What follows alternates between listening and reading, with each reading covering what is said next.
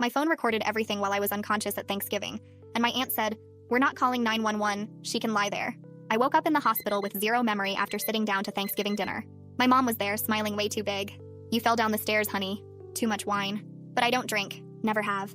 The nurse checking my IV kept glancing at me with this weird look, like she knew something. "Your family is interesting," she said quietly before leaving. My phone was on the bedside table untouched. I opened it to a file I didn't recognize. 59 minutes of an audio recording from dinner. My cousin Kelly was sitting in the corner, 19 years old, twisting her hands. "I'm sorry," she kept saying. "For what?" I asked. "Nothing. Just nothing." At home alone, I stared at the recording. I'm not one for photos or videos, so if I intentionally recorded something, I knew it was extremely serious. I hit play. It started normal. Grandma complaining about dry turkey. Kids laughing.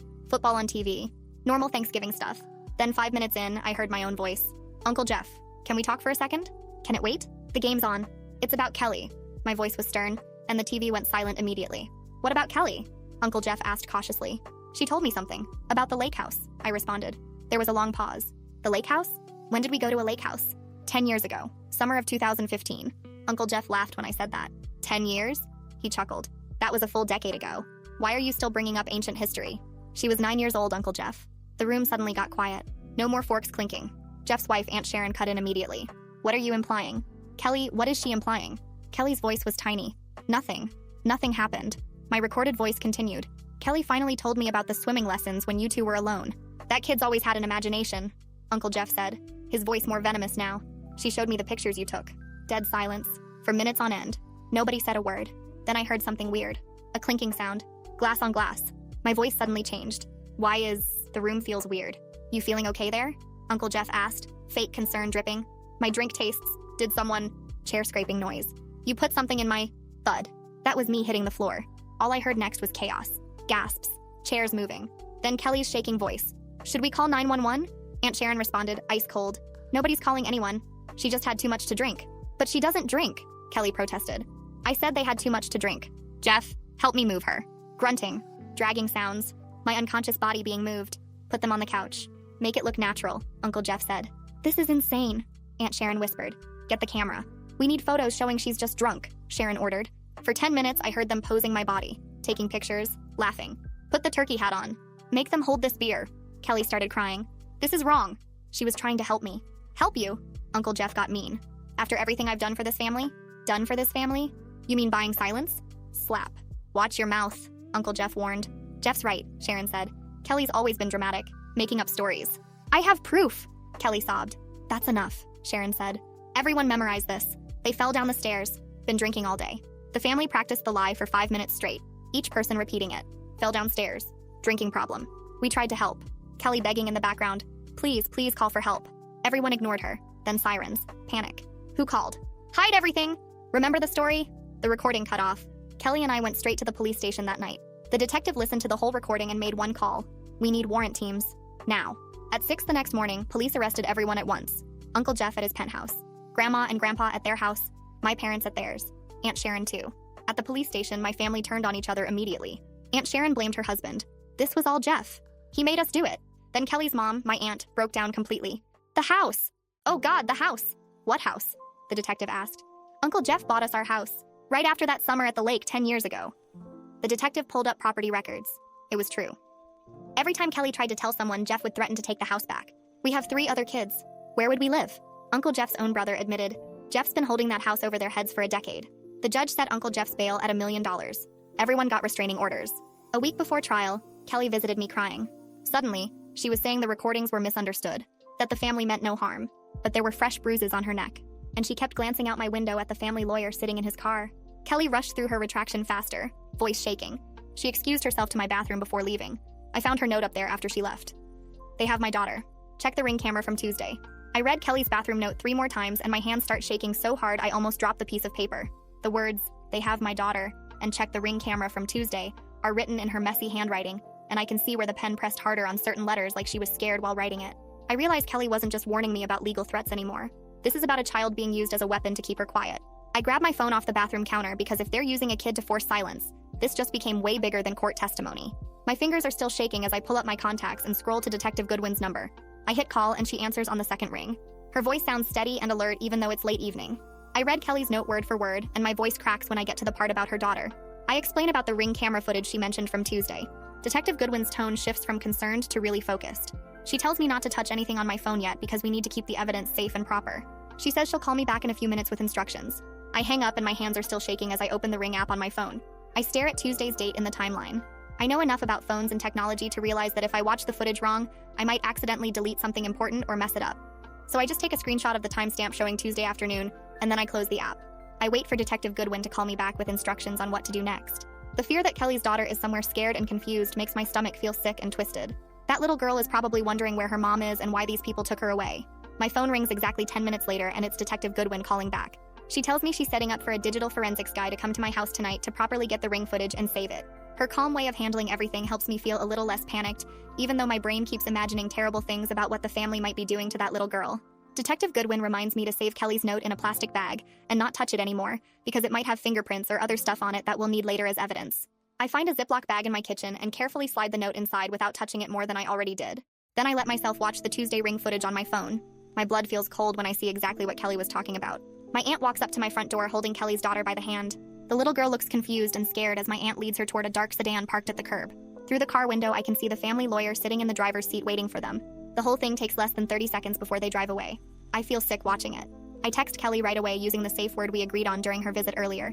I type out the message asking how her favorite turkey recipe is coming along. That was our code to let her know I got her message and I'm trying to help. Minutes go by with no response. My worry gets worse with each passing moment because Kelly's silence could mean her phone is being watched or something way worse. I screenshot the text thread showing I tried to contact Kelly and she didn't respond. Then I send that screenshot to Detective Goodwin so she has a record of my attempt to reach Kelly and the fact that Kelly isn't answering. The doorbell rings at 8 p.m. and I look through the peephole before opening the door. A guy is standing there with a big professional equipment bag. I open the door and he introduces himself as Hendrix Powell, the digital forensics guy Detective Goodwin sent over. He's wearing a polo shirt with some tech company logo on it. He explains in regular language that he's going to make a mirror copy of my Ring footage with special computer codes that prove the video hasn't been messed with or changed. I watch him work and he's really careful and organized about it. He connects cables from his laptop to my phone and types a bunch of commands. His technical skills help me feel like we're actually building a real case instead of just freaking out. While Hendrix is still working on copying the Ring data, Detective Goodwin calls my phone again. She tells me she's bringing in CPS for an emergency meeting tonight. She's already talked to a caseworker named Hayden Chavez, who works on cases where kids are used as tools in criminal stuff. They're treating this as a possible child danger situation. The relief I feel knowing that actual professionals are moving fast to help Kelly's daughter makes tears come to my eyes. But I also feel guilty because my choice to come forward put that little girl in danger in the first place. My phone rings again a few minutes later, and this time it's a woman named Margot Arrington. She says she's a victim advocate who got assigned to my case. She talks gently but in a practical way as she walks me through safety planning steps. She asks me which neighbors I trust and helps me set up code words with friends. She tells me to pack a go bag in case I need to leave my house fast. Margot's way of talking about worst case things somehow makes me feel less alone and more ready instead of more scared. She doesn't sugarcoat anything, but she also doesn't make it sound hopeless. Detective Goodwin calls one more time with an update that makes my heart beat faster. She says Ada Alessandro Kim has been told everything, and he's already writing an emergency legal paper to change Uncle Jeff's bail rules. Alessandro is marking this as clear witness tampering and wants to argue that Uncle Jeff and his lawyer broke the restraining orders by using other family members to threaten Kelly and take her child. The fact that the legal system is moving this fast gives me a small amount of hope that maybe we can actually protect Kelly and her daughter before things get even worse. I try to go to bed around midnight, but sleep is completely impossible. My brain keeps playing the audio recording on repeat like some horrible broken machine I can't shut off. I hear my own voice getting confused and slurred, that weird clinking sound of glass on glass, and then the thud of my body hitting the floor. The worst part is what comes after. The family's voices sound so cold and calculated as they discuss how to stage everything. They laugh while posing my unconscious body. They practice their lies over and over until everyone has the story memorized. Every time I close my eyes, I see Kelly's face with those fresh bruises on her neck. I imagine her daughter somewhere scared and confused, not understanding why mommy looks so frightened, or why strange people are telling her what to do. The little girl probably thinks she did something wrong. Kids always blame themselves when adults act weird around them. I give up on sleep around 3 in the morning and just sit on my couch staring at my phone. The Ring footage is still there showing my aunt walking that child to the lawyer's car. I watch it 5 more times looking for details I might have missed. The timestamp says 2:14 in the afternoon on Tuesday. The little girl is wearing a pink jacket and carrying a stuffed rabbit. She keeps looking back at my aunt like she wants permission to say something, but my aunt just keeps pulling her forward by the hand. When they get to the car, the family lawyer leans over from the driver's seat and opens the back door. The whole thing takes 28 seconds from my porch to the car driving away. I screenshot every single frame that shows the lawyer's face clearly. Detective Goodwin said we need evidence, and this is evidence. Solid proof that he was directly involved in taking Kelly's daughter. I finally fall asleep on the couch around 5 in the morning with my phone still in my hand. My email notification wakes me up at 7:30. The subject line says hospital records and it's from Detective Goodwin. I open it with my heart pounding and there it is. The toxicology report from Thanksgiving night. The lab found a sedative in my blood work. The medical term is long and complicated, but the summary is clear. Someone put a drug in my system that would make me confused and then knock me unconscious. The dosage was high enough to be dangerous. I could have stopped breathing if they gave me too much. Seeing it written out in official medical language brings this weird mix of feelings. Part of me feels sick because now I know for sure that my family actually drugged me on purpose. But another part of me feels relieved because I have proof. Real scientific proof that I'm not crazy or confused or making things up like they tried to claim. The family kept saying I just had too much wine but I don't drink, and now the hospital records prove there was an actual sedative in my blood. I forward the report to Margot and Alessandro right away so everyone has the same information. Alessandro responds within 5 minutes saying this is exactly what they need for the bail modification hearing. Margot calls me at 8:15 and asks how I'm doing. I tell her I didn't sleep much and she says that's completely normal given everything happening. She asks if I feel safe at my house and I say yes because the restraining orders are in place and Detective Goodwin said they're doing extra patrols past my address. Margot reminds me to keep documenting everything and to call her immediately if any family members try to contact me. My phone rings again at 9 o'clock and this time it's a woman named Hayden. She introduces herself as the CPS caseworker assigned to Kelly's daughter's case. Her voice is professional but kind. She explains that she needs me to provide a sworn statement about exactly what I saw in the ring footage from Tuesday. I tell her I can do that right now if she wants. Hayden asks me to walk through the timestamps minute by minute. I pull up the video on my laptop while we talk so I can give her exact details. I describe how my aunt walks up to my porch at 2:14, holding the little girl's hand. The child is wearing pink and carrying a stuffed rabbit. She looks confused and keeps glancing up at my aunt like she's asking questions. My aunt's body language looks tense and hurried. She keeps pulling the girl forward instead of letting her walk at her own pace. They reach the curb at 2:14 and 30 seconds. The lawyer is already sitting in the driver's seat of a dark sedan. I give Hayden the license plate number that Hendrix extracted. The lawyer leans over and opens the back door from inside. My aunt helps the girl into the back seat and closes the door. The car drives away at 2:14 and 58 seconds. The whole interaction takes 44 seconds total. Hayden takes detailed notes and asks me specific questions about the child's facial expressions and body language. Did she look scared or just confused? Did she resist getting in the car or go willingly? Did my aunt say anything I could hear on the audio? I answer everything as accurately as I can based on what the footage shows.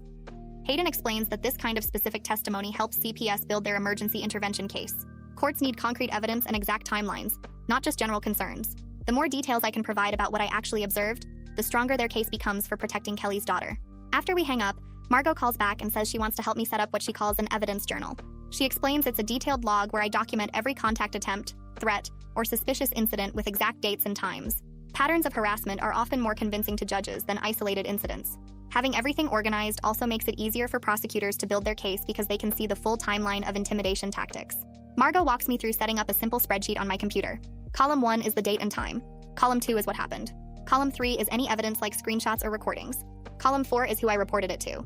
We start by entering everything that's happened since Thanksgiving. The dinner where I was drugged, waking up in the hospital, finding the audio recording, Kelly's visit with the bruises on her neck, finding her note in the bathroom, the ring footage from Tuesday. Each entry gets its own row with all the details filled in. The simple act of writing everything down in a structured way gives me back a small sense of control. This whole situation has felt completely chaotic, like I'm just reacting to whatever the family does next. But now I have a system, a way to track and document everything so nothing gets lost or forgotten. Margot says to update the journal immediately whenever anything happens, even small things that seem unimportant. Sometimes the small details end up mattering later. My phone rings at 10:30 and it's Alessandro. He tells me he's scheduled an emergency bail modification hearing for tomorrow morning at 9. His voice is serious when he warns me that the defense attorneys will try to paint me as unstable or vindictive. They'll probably argue that I'm making up conspiracies against my family because I'm mentally ill or have some grudge. His honesty about what's coming is scary, but I appreciate it because at least I won't be blindsided.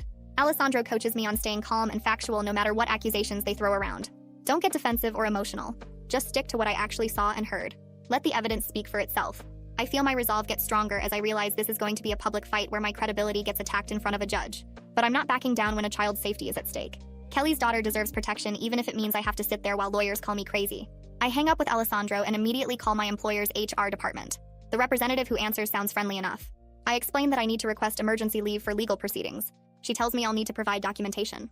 My stomach twists with shame as I realize I have to explain why I need time off.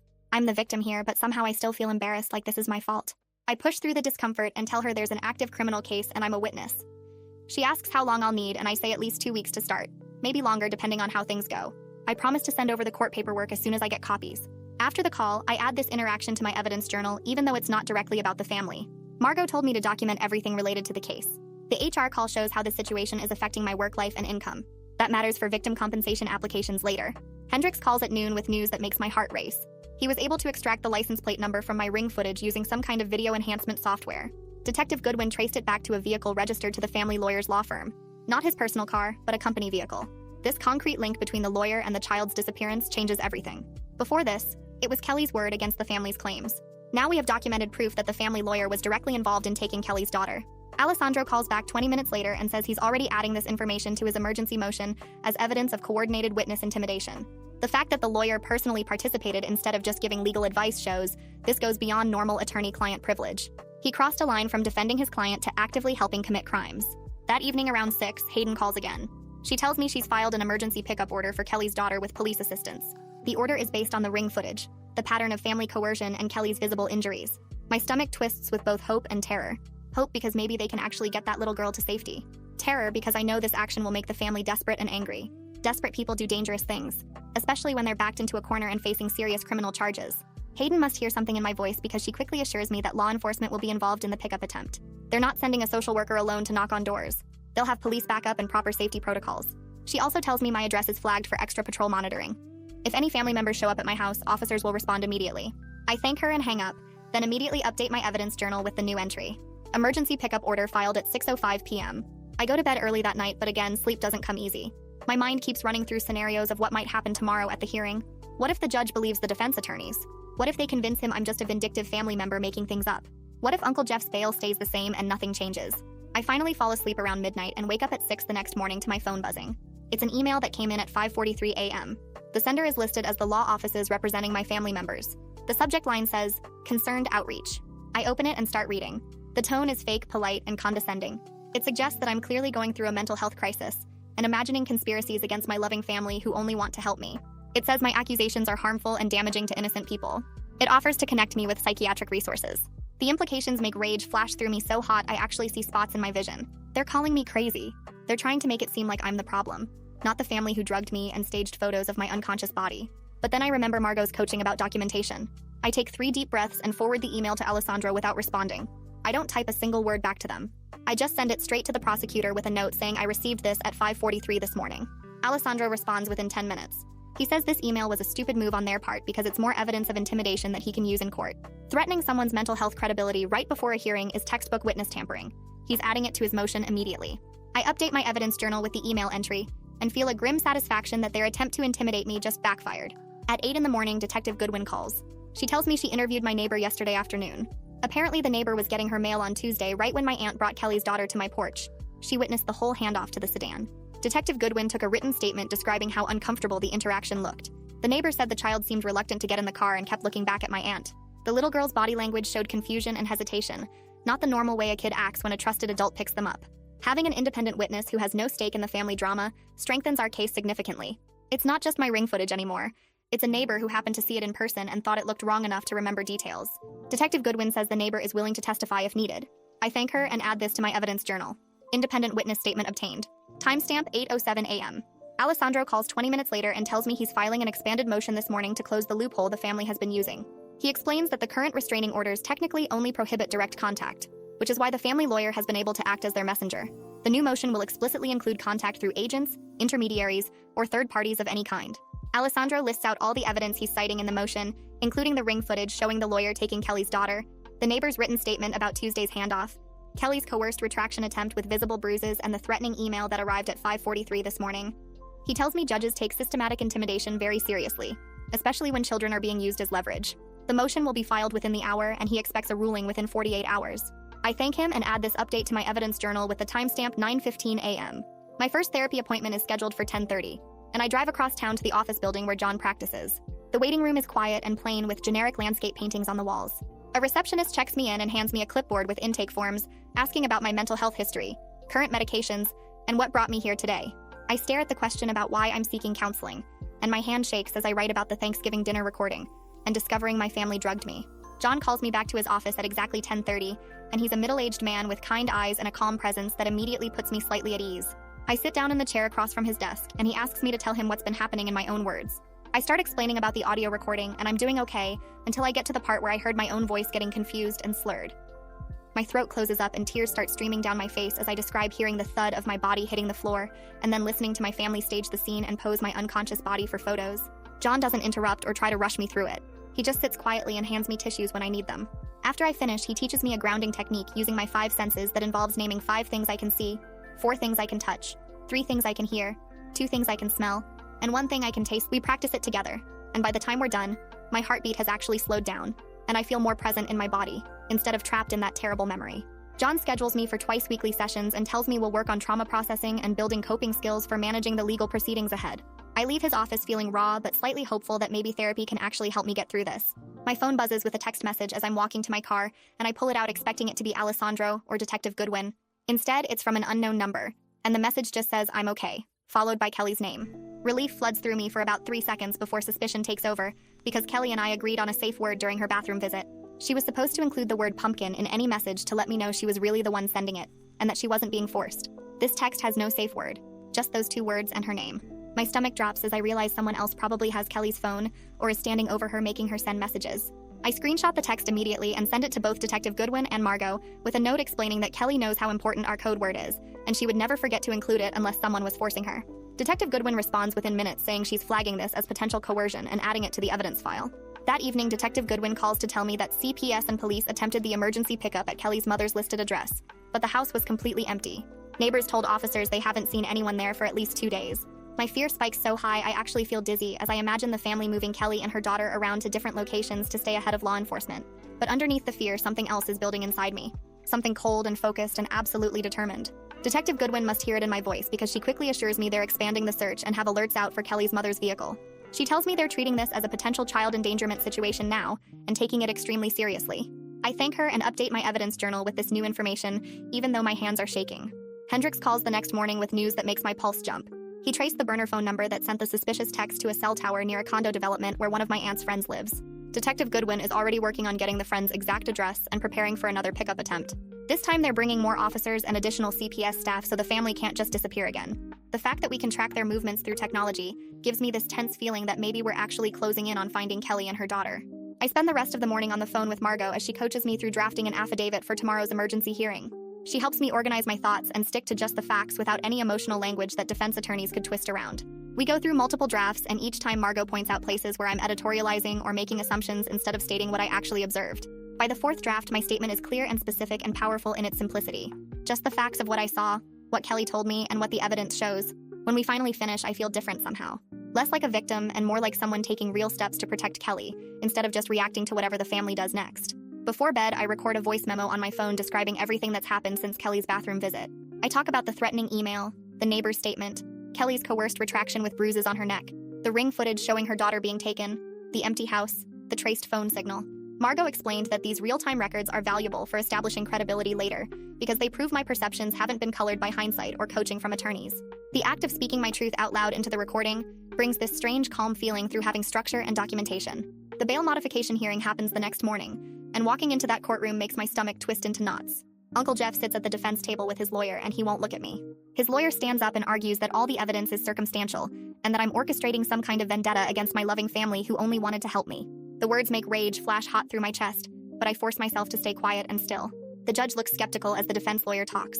When Alessandro presents the ring footage and plays the neighbor's testimony, the judge leans forward and watches carefully. Alessandro also submits the threatening email and walks through the pattern of intimidation step by step. The judge takes about 5 minutes to review everything before making his ruling. Uncle Jeff will get a GPS ankle monitor that tracks his location at all times. The no-contact orders are expanded to explicitly include third-party contact through agents or intermediaries. It's something. It's progress. But it's not nearly enough, and I leave the courtroom feeling like we're still vulnerable and exposed. That afternoon, I'm scrolling through social media, and I discover that several family members have posted vague but clearly targeted messages. My mom posted about how mental illness runs in families, and people who make false accusations need help. Grandma shared an article about attention-seeking behavior. Aunt Sharon posted a prayer request for family members who are confused and lashing out. The public humiliation burns hot in my chest as I realize they're trying to destroy my credibility by painting me as crazy. But I remember Margot's coaching about documentation. I screenshot every single post methodically and send them all to Alessandro with timestamps. He responds within an hour saying he's already drafting an addendum to his witness tampering motion about cyber harassment and defamation. I refuse to hide or feel ashamed when I'm the one telling the truth, and they're the ones who drugged me and staged photos of my unconscious body. The emergency CPS hearing happens that same afternoon, and the courtroom feels surreal and cold as I sit in the gallery watching Judge Ramirez review documents. The judge reads through Hayden's petition with clinical precision, asking specific questions about the timeline and the evidence. Hayden presents the ring footage, the neighbor statement, Kelly's visible injuries, and the pattern of the family using the child as leverage. Judge Ramirez authorizes the use of locating services including cell phone tracking and vehicle monitoring. The judge grants temporary emergency custody to the state, which means CPS can remove Kelly's daughter immediately once she's found and place her in protective care. Hope for the child's safety wars with grief over the trauma this whole situation is causing her.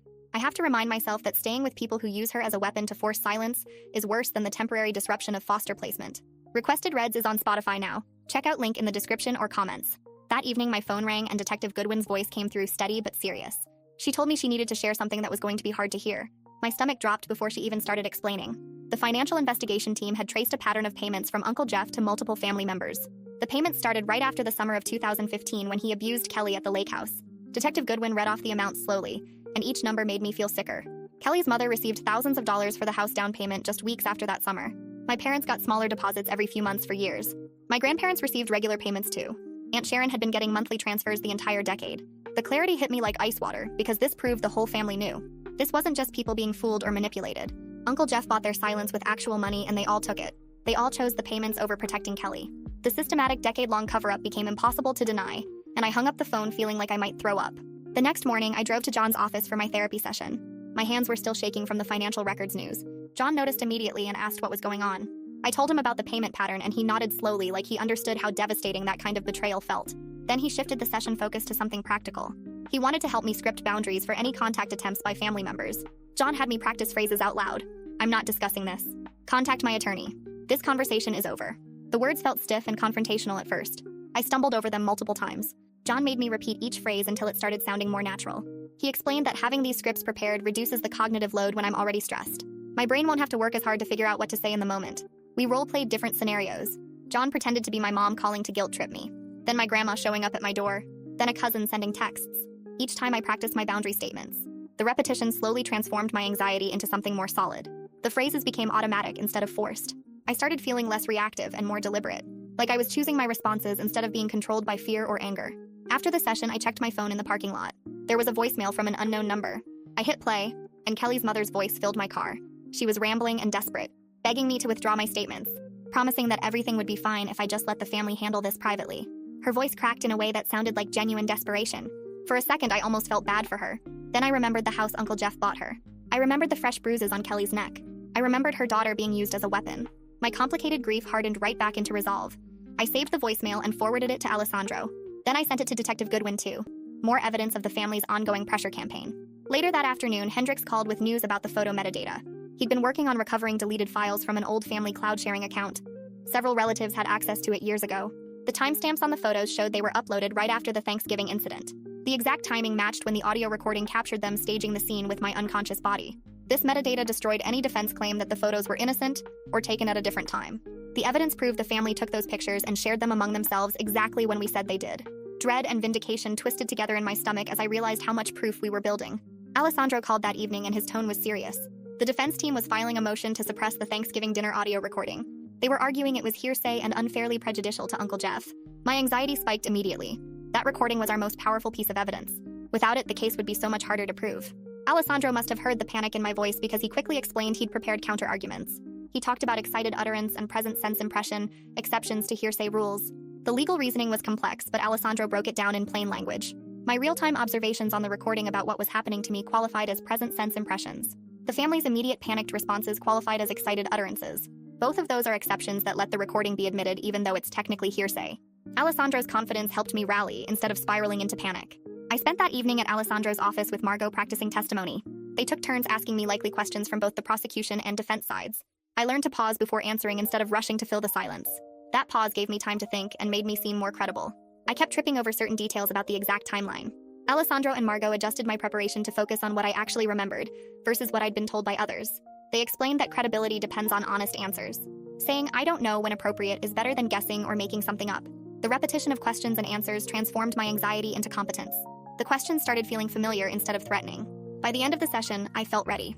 Early the next morning, Detective Goodwin called about an anonymous tip. Someone had reported Kelly's daughter's location at a cousin's girlfriend's apartment across town.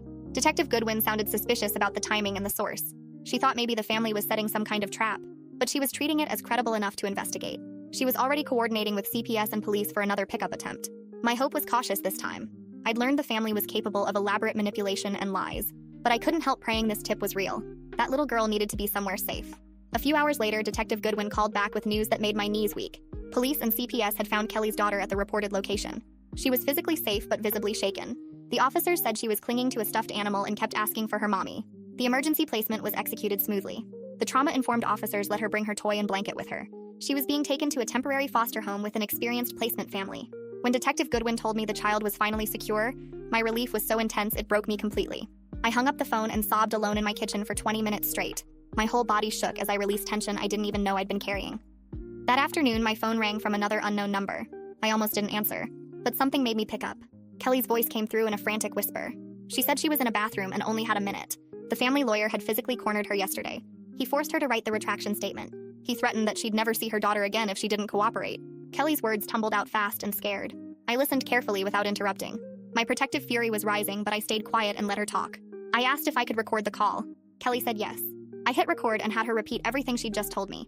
Now we had her account in her own voice explaining exactly how the family coerced her. Alessandro moved incredibly fast after I sent him Kelly's recording. He called me back within an hour. He was adding specific witness tampering charges against Kelly's mother, Aunt Sharon, and the family lawyer. The charges were based on Kelly's bathroom call and all the accumulated evidence of coordinated intimidation. Alessandro explained these were serious felonies that carried real prison time. Going after the people who helped Uncle Jeff might pressure them to flip and testify against him. My satisfaction felt sober rather than triumphant. I knew this escalation would make the family even more desperate and dangerous. My therapy appointment with John the next morning felt necessary after everything that happened with Kelly's bathroom call and the new charges. I sat in his office and tried to explain the guilt sitting in my chest about Kelly's daughter being scared and confused because I spoke up. John listened without interrupting and then asked me to think about when the trauma actually started for that little girl. Not when I recorded Thanksgiving dinner, or when I went to police. The trauma started 10 years ago when Uncle Jeff abused Kelly, and the family chose to cover it up instead of protecting her. John walked me through breathing exercises where I counted 4 seconds in, held for 4, then 4 seconds out. He had me tense and release different muscle groups starting with my feet and working up to my shoulders. The physical practice of the techniques made them feel real and usable instead of just ideas. He assigned me homework to practice the breathing and muscle relaxation twice every day, morning and night, so my body would learn the pattern. I left his office feeling like I had actual tools instead of just carrying the weight around. 2 days later, Alessandro called to tell me the defense team filed their motion to suppress the Thanksgiving audio recording. My stomach dropped because that recording was our strongest evidence of what actually happened. Alessandro explained their argument that the recording was hearsay and unfairly biased against Uncle Jeff, but he sounded calm rather than worried. He walked me through his response brief that cited case law about excited utterance and present sense impression, exceptions to hearsay rules. My statements on the recording about what was happening to me in real time qualified as present sense impressions because I was describing my immediate experience as it occurred. The family's panicked responses right after I hit the floor qualified as excited utterances because they were immediate reactions to a startling event. The legal reasoning was complicated with Latin terms and court precedents, but Alessandro's confidence that the judge would admit the recording helped my nerves settle.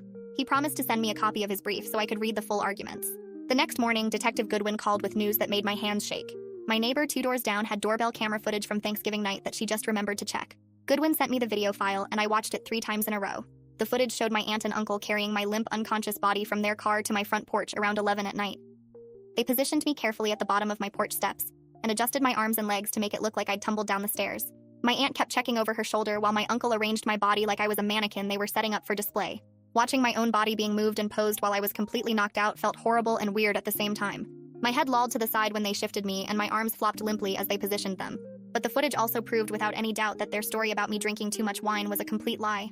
Relief that we had this backup proof fought with disgust at seeing myself so vulnerable and violated. I forwarded the video to Alessandro and Margot immediately. That afternoon, a thick packet arrived by courier from the CPS office. Hayden Chavez had filed a formal petition for supervised visitation only between Kelly and her daughter. I read through the entire document even though the legal language made it slow going. The petition laid out in careful detail the pattern of family pressure and threats going back 10 years.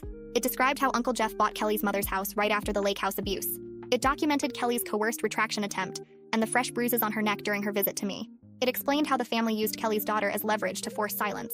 Every paragraph built the case that unsupervised contact between Kelly and any family members created risk that they would use access to the child to pressure Kelly further.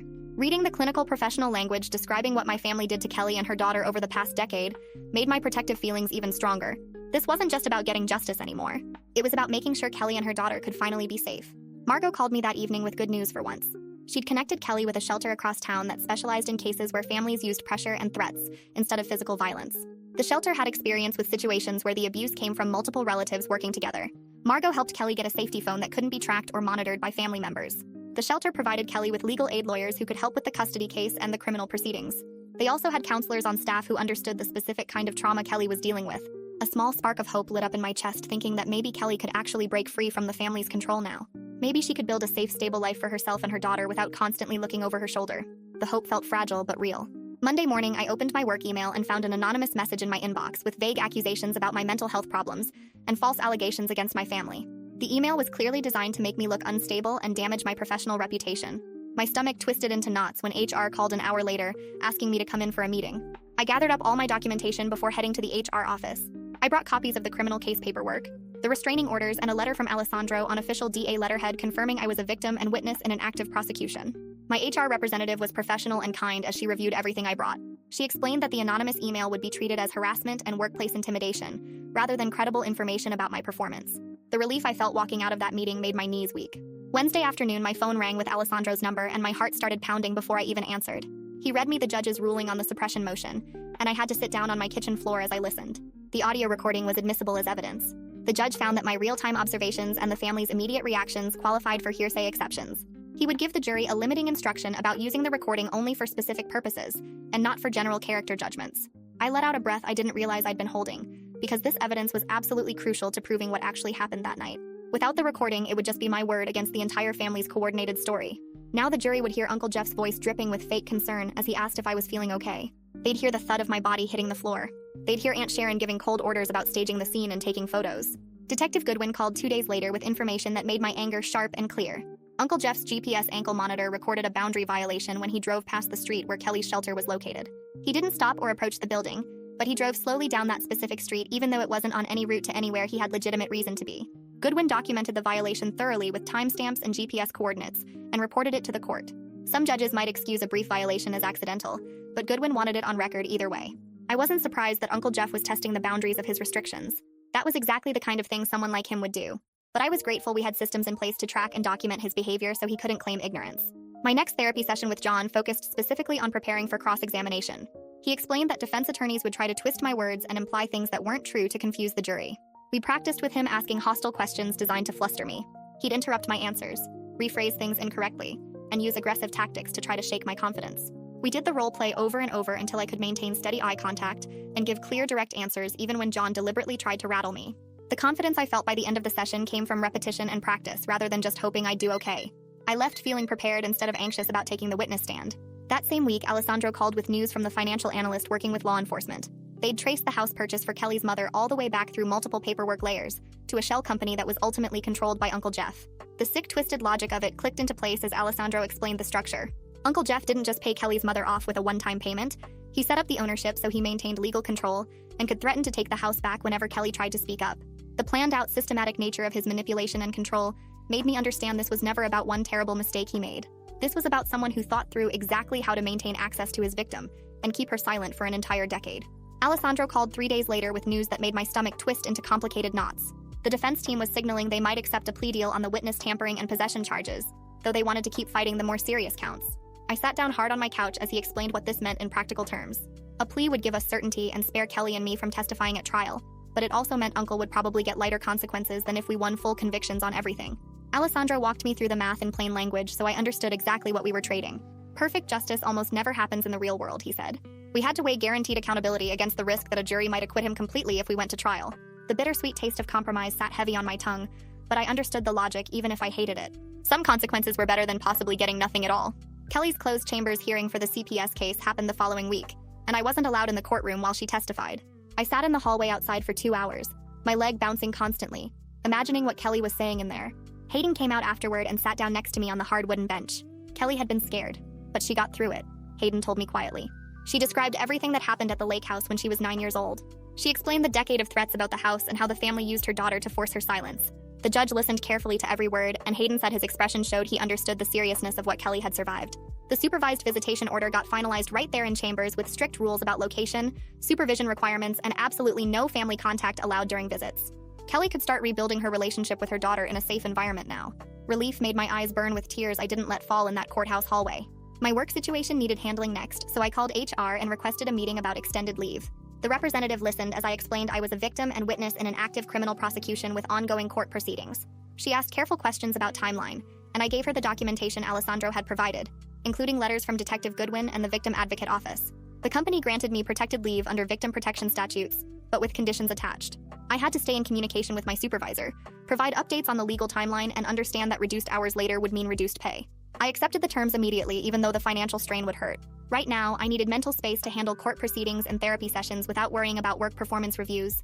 Relief at having the time off battled with anxiety about money, but Margot helped me fill out applications for victim compensation funds that might cover some of the lost income. The paperwork was complicated, but she walked me through every section. Plea negotiations kicked into high gear over the next 2 weeks, and Alessandro called me every few days with updates on the back and forth.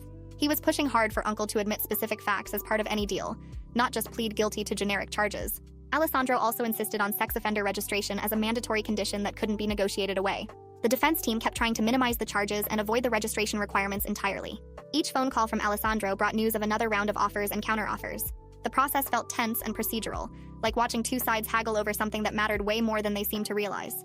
Alessandro made it clear that while he valued my input, the final decision about accepting any plea belonged to the DA's office, not to me. I felt tense but tried to stay pragmatic about it. Some real accountability was better than risking a trial where a jury might believe the family's lies, and Uncle might walk away free. Writing the victim impact statement took me an entire weekend locked in my apartment with my laptop. Alessandro had sent me a template and guidelines, but I still struggled with how to put everything into formal language for a judge to read. I described waking up in the hospital with no memory of what happened after sitting down to Thanksgiving dinner. I detailed finding the audio recording and hearing my own voice get confused and slurred right before the thud of my body hitting the floor. I wrote about discovering that my family had drugged me, staged my unconscious body, taken photos, and then lied to paramedics and police.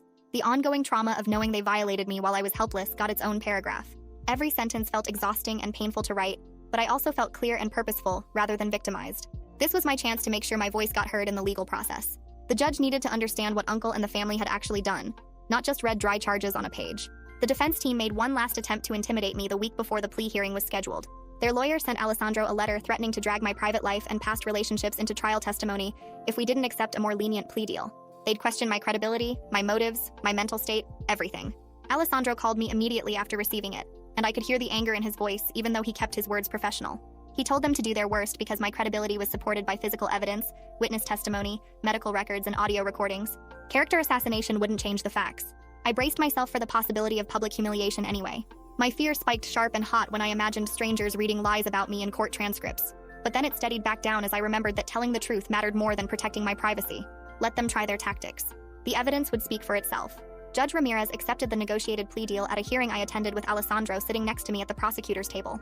Uncle stood up in his suit and tie, looking smaller somehow than he had at Thanksgiving dinner. He pled guilty to felony witness tampering and possession of illicit images. The other counts got placed on something Alessandro called nolle prosequi, which meant the charges were dismissed but could be refiled if Uncle violated the terms of his plea agreement. The resolution felt hollow in my chest because it wasn't full justice for everything he'd done to Kelly and to me. But relief washed through me anyway, knowing he'd admitted guilt in open court and would face real consequences. Alessandro explained afterward that the nolle prosequi gave us ongoing leverage. If Uncle stepped out of line even once, they could bring back all those other charges. That helped a little bit. Sentencing happened 2 weeks later on a cold morning in the same courtroom. I sat in the gallery with Margot on one side and Detective Goodwin on the other. Judge Ramirez went through the sentencing calculations methodically. 3 years in state prison for the witness tampering charge, 5 years for the possession charge. The sentences would run consecutively, meaning Uncle had to serve them one after the other, not at the same time. 8 years total behind bars, plus lifetime sex offender registration that would follow him forever. Plus a permanent no-contact order with Kelly, her daughter, and me. Relief made my whole body shake as I listened to the judge detail each consequence. I had to grip the wooden bench with both hands to keep myself steady. The registration requirement meant Uncle would never be able to hide what he was from neighbors, employers, or anyone who looked him up. That felt like real protection, even though I knew no sentence could actually undo the harm he'd caused. Aunt Sharon's plea deal came through the following week for misdemeanor obstruction charges. She got mandatory counseling and a suspended jail sentence that would only kick in if she violated the terms. The family fractured openly after that as different members started blaming each other publicly. Kelly's mother tried to claim Uncle had coerced her into silence. My parents insisted they were just following family loyalty and didn't understand what was really happening. Grandma refused to speak to anyone at all and changed her phone number. I watched the family I grew up with destroy itself through angry phone calls and accusations flying back and forth. My anger at them gradually faded into a sad, tired feeling as I realized this destruction was always going to happen once the truth came out. The lies had been holding them together, and without those lies, there was nothing left. Kelly called me 2 days after starting trauma-informed counseling with a therapist Margot had recommended. The therapist specialized in long-term abuse and family coercion cases. Kelly sounded exhausted, but there was something tentatively hopeful in her voice that I hadn't heard before. It felt good to talk to someone who understood the situation without judging her choices, Kelly said. The therapist didn't act like Kelly should have done things differently or been stronger. She just listened and helped Kelly start processing everything that had happened since she was 9 years old.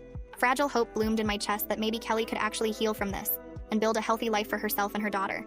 I knew recovery would take years and there would be setbacks. But hearing that small note of hope in Kelly's voice made everything we'd been through feel worth it somehow. A week after sentencing, CPS scheduled the first supervised visit between Kelly and her daughter at the shelter. I drove Kelly there because she was shaking too hard to drive herself. The visitation room had toys in one corner and a small table with chairs, and a CPS supervisor sat in the back taking notes. Kelly's daughter came in holding a social worker's hand, and she looked so small and scared. She wouldn't look at Kelly at first, just stared at her shoes and twisted the hem of her shirt. Kelly sat down on the floor instead of in a chair and pulled out the little girl's favorite book from her bag. She started reading in a soft voice without pushing her daughter to come closer. After about 5 minutes, the little girl took one step forward, then another. By the time Kelly finished the second page, her daughter was sitting right next to her, leaning against her side. I watched through the observation window and tears just streamed down my face. The relief hit me so hard I had to grip the window frame to stay steady. But underneath the relief was this protective feeling, like I needed to stay alert because I knew this was just the start of their healing. The visit lasted 30 minutes, and when it ended, Kelly's daughter hugged her mom and didn't want to let go. The following week, I sat in John's office for my regular therapy session. He had me bring in a journal where I'd been tracking moments that made me feel panicked or unsafe. We spread out my notes on his desk and started looking for patterns. John circled every mention of glass clinking sounds, holiday references, and family gatherings. He explained that these were my trauma triggers, the things that would probably make me anxious for years. We made a plan for managing each one. For glass clinking, he taught me a grounding technique where I name 5 things I can see, 4 I can touch, 3 I can hear, 2 I can smell, and 1 I can taste.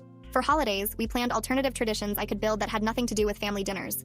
John was clear that avoiding triggers forever wasn't the goal. The goal was having strategies ready so when triggers hit, I wouldn't feel ambushed or ashamed. I could just use my tools and keep going. Understanding my own reactions this way felt powerful instead of limiting.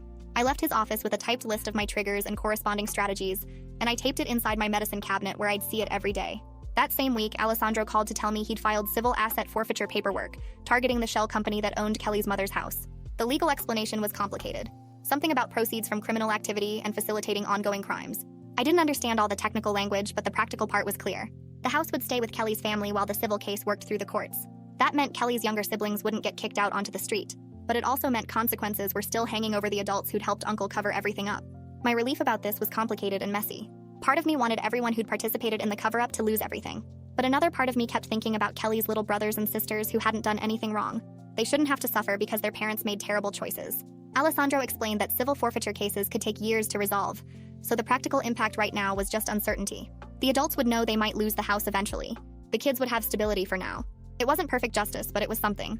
I spent an entire Saturday upgrading my home security. The locksmith came first and changed every lock on every door, including the garage. I paid extra for high security locks that couldn't be picked easily. Then I installed 2 new security cameras, one covering my driveway and one covering my back door. The original Ring doorbell stayed, but now I had complete coverage of my property. Margot came over that afternoon and we sat at my kitchen table drafting a safety plan. We wrote down exactly what I would do if family members showed up at my door. Exactly what I would do if I noticed someone following me. Exactly what I would do if I received threats. Each scenario had specific steps, phone numbers to call, and places I could go. Writing it all down transformed my fear from this vague, anxious feeling into concrete preparation. I wasn't just scared anymore. I was ready. I had plans. I knew what to do. The shift from reactive fear to proactive preparation made me feel less like a victim and more like someone who'd taken control of her own safety. I put copies of the safety plan in my car, my purse, and by my bed. My employer's HR department approved my phased return to work plan on Monday. I'd start with 3 half-days per week and gradually increase hours as I felt ready. The email approval came with a note saying several colleagues had asked about me and were looking forward to my return. 2 coworkers sent me separate messages through the company system. One said she was glad I was coming back and that she'd missed working with me. Another said she'd been following the news coverage and wanted me to know she believed me. Both messages made me cry at my computer. I'd been so scared that the family's smear campaign had destroyed my professional reputation. I'd imagined everyone at work thinking I was crazy or vindictive or a liar. These small gestures of support and normalcy hit me harder than I expected. Going back to work felt like reclaiming a piece of my regular life that trauma had tried to steal from me. I marked my first day back on my calendar and felt something I hadn't felt in months. I felt like maybe I could be a normal person again. Not just a victim or a witness, but someone with a regular job and regular colleagues who cared about me. Kelly recorded her formal video statement at the police station 2 weeks after her first visit with her daughter. Detective Goodwin set up the camera and had Kelly sit in a comfortable chair instead of an interrogation room. I waited in the hallway because this needed to be Kelly's statement in her own words. The recording took 40 minutes. When Kelly came out, her face was red from crying, but she stood straighter than I'd seen her stand in months. Detective Goodwin told me later that Kelly had withdrawn her coerced retraction completely. She'd reaffirmed everything she originally disclosed about Uncle's abuse at the lake house. She'd described the family's threats and the lawyer's intimidation. She'd talked about watching them take her daughter and feeling like she had no choice but to lie. The video would be stored with the DA's office as insurance. If Uncle ever tried to appeal his conviction, or if the family attempted any future manipulation, this statement would be there as evidence. Kelly's voice on that recording was stronger than it had been during her whispered bathroom phone call. Watching her find that courage again, seeing her hard-earned strength, made me feel proud of how far she'd come. She'd been broken down and terrified, and they'd used her child against her. But she'd survived it, and now she was fighting back. I asked Detective Goodwin if she'd take me to see the old lake house location. We drove there on a Saturday morning, about 2 hours outside the city. I brought my camera because I wanted documentation, not memories. The building had been torn down years ago and sold to a developer who never built anything new. It was just an empty lot now with overgrown grass and a few foundation stones still visible. I walked around the perimeter taking photos from different angles. Detective Goodwin stayed by the car giving me space. I didn't leave flowers or write any notes or do anything ceremonial. I wasn't here to memorialize this place. I was here to witness that the location where Kelly's nightmare started 10 years ago was just empty space now. It had no power over us anymore. The lake house existed only in memories and in Uncle's crimes, not in any physical place that could still hurt us. Standing there looking at that vacant lot, I felt something shift inside me. Not forgiveness because I'd never forgive what happened to Kelly, but maybe acceptance that this chapter was closing. The lie the family had built around this place was gone. The truth was out. Kelly was safe. Her daughter was safe. I took one last photo of the empty lot and got back in Detective Goodwin's car. We drove back to the city in comfortable silence. 2 months after Uncle's sentencing, Kelly and her daughter moved into transitional housing together. It was a small 2-bedroom apartment in a supervised building where other families were rebuilding their lives. Kelly had finished her job training program and started working part-time at a grocery store. She was saving money for their own place, something permanent that would be just theirs. I helped them move their few belongings and watched Kelly's daughter run around the apartment picking which bedroom she wanted. The little girl was still shy sometimes, but she laughed more now. She called Kelly Mama again without hesitation. I closed my evidence journal that night knowing the immediate crisis was finally over. The locks on my doors worked perfectly. My security cameras gave me peace of mind. I was sleeping through most nights now with only occasional nightmares. My phased return to work was going well, and I'd moved up to 4 full days per week. Life wasn't perfect, and the scars from what my family did were still healing. Therapy with John was helping, but I knew I'd probably need it for years. Certain sounds still made me flinch. Family holidays would probably always be hard. But Kelly and her daughter were safe in their own home. Uncle was in prison where he belonged, serving 8 years and registered as a sex offender for life. The family members who'd helped him were facing their own consequences. I woke up every day knowing I'd done the right thing by speaking up, even when it was terrifying, even when my own family turned against me, even when I lost people I'd known my whole life. Some things are worth losing everything for, and protecting Kelly and her daughter was one of them. Well, that's another totally essential piece of internet history completed. If you're still watching, you clearly enjoy emotional damage with a side of humor. Subscribe and let's keep testing your limits next time.